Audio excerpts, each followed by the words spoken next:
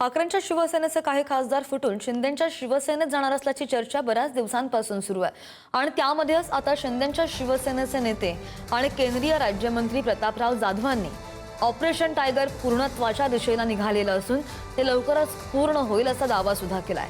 ज्या दिवशी पक्षाचे मुख्य नेते एकनाथ शिंदे हे मुहूर्त ठरवतील त्या दिवशी हे ऑपरेशन पूर्ण होईल असं सुद्धा जाधव म्हणाले।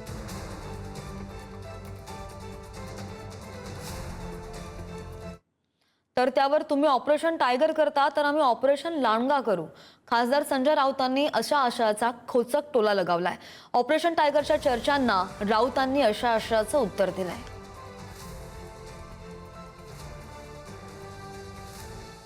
ऑपरेशन टायगर रोज रोज तुम्ही म्हणताय टायगर टायगर टायगर, आम्ही स्वतः ऑपरेशन लांडगा करणार, ऑपरेशन उल्फ करणार आहोत। सगळ्या लांडगे जे तिकडे गेले आहेत ना, ऑपरेशन उल्फ कशाला वाघाचा अपमान करतात? राष्ट्रीय प्राणी आहे वाघ।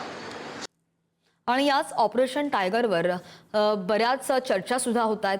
ऑपरेशन टायगर या केवळ वल्गना आहेत। हिंगोलीचे खासदार नागेश पाटील आष्टीकर यांनी हे वक्तव्य केलंय। नांदेड विधान परिषदेच्या निवडणुकीमध्ये माझा मुलगा उमेदवार असल्यानं मी त्यामध्ये व्यस्त आहे आणि त्यामुळे पक्षाच्या मुंबईतील बैठकीत मी ऑनलाईन हजर असल्याची माहिती सुद्धा त्यांनी दिली आहे।